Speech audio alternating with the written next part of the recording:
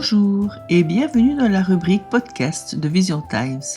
Ce podcast est issu de l'article écrit par Michael Davis. L'empathie et la bienveillance font partie des clés du bonheur. Voici comment l'auteur vous propose de l'enseigner à vos enfants. Si vous souhaitez que vos enfants grandissent dans le bonheur et la stabilité, le plus beau cadeau que vous pourriez leur offrir n'est peut-être pas la richesse ou le confort, mais vous devriez penser à leur enseigner l'empathie et la bienveillance. Un enfant qui apprend à comprendre les autres ne vivra-t-il pas naturellement en harmonie et avec un but dans sa vie? Le constat est que la société moderne semble souvent aller à l'encontre de cet objectif. Ainsi, la télévision, les informations et les médias en ligne offrent souvent un contenu privilégiant l'agressivité, les conflits et la peur. Les enfants qui grandissent entourés de telles images peuvent facilement absorber ces schémas de dureté sans s'en rendre compte. C'est pourquoi les conseils prodigués dès leur plus jeune âge, par leurs parents, par leurs enseignants, jouent un rôle important dans la construction de leur avenir. Un chroniqueur parental a un jour observé que la société est déjà bien assez marquée par la haine et le chaos. En ces temps difficiles, aider les enfants à pratiquer la bienveillance et l'empathie est plus nécessaire que jamais. Les leçons de morale et le bénévolat ont également leur importance dans cette approche. Mais la bienveillance ne se manifeste pas une fois par an. Par exemple, lors d'une collecte de nourriture pendant les fêtes. Elle doit être vécue au quotidien. On l'apprend souvent dans les petits moments du quotidien. Par exemple, comment répondre aux questions des enfants, gérer les conflits dans la cour de récréation et apprendre à prendre en compte les sentiments d'autrui. À l'école, chaque classe compte quelques élèves particulièrement dynamiques, parfois même agressifs ou prompts à s'emporter. Leur énergie débordante peut les empêcher de rester tranquilles ou de se contrôler.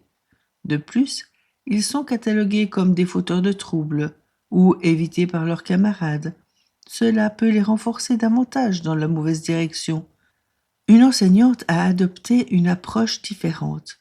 Au lieu de critiquer ses élèves, elle leur demandait souvent d'aider sur des petites tâches en classe, distribuer du matériel, organiser des activités ou aider leurs camarades.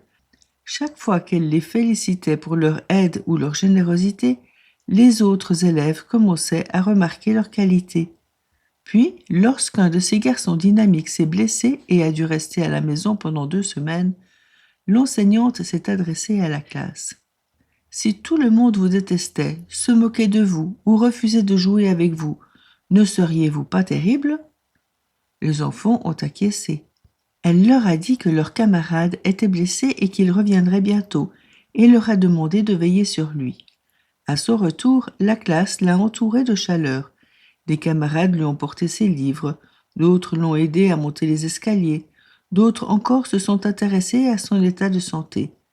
De cette expérience, les enfants ont appris ce que signifie véritablement la bienveillance et l'empathie.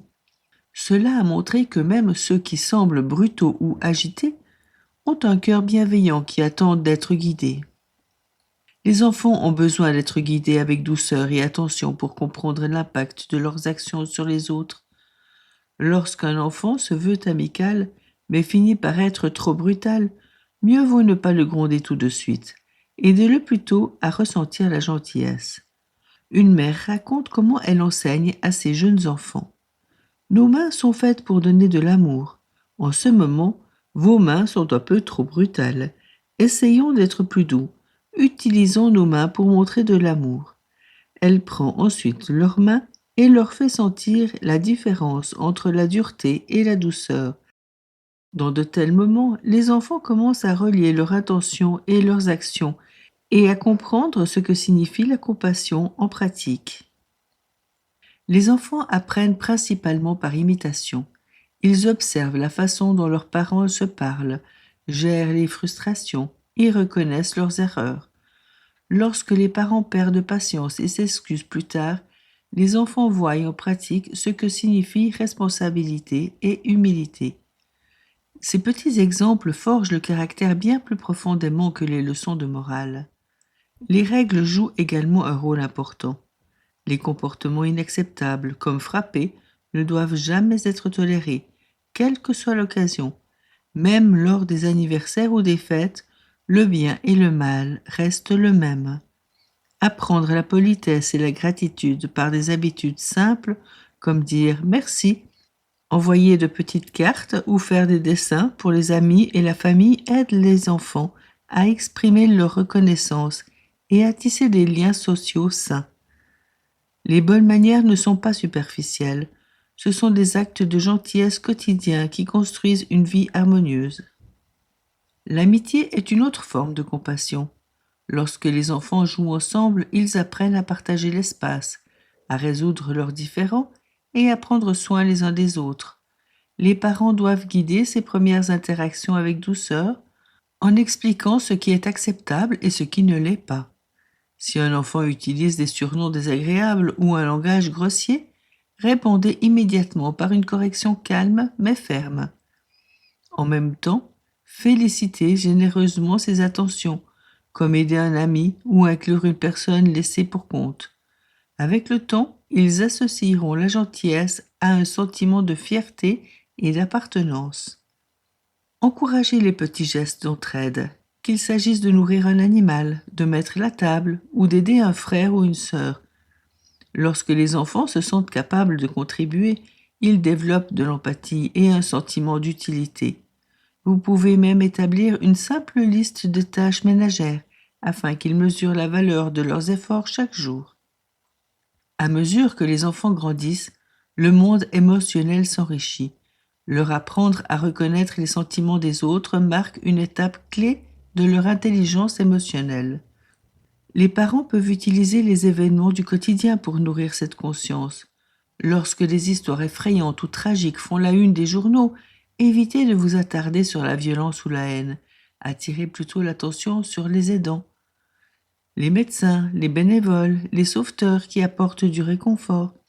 Cela aide les enfants à voir le monde avec compassion plutôt que par peur.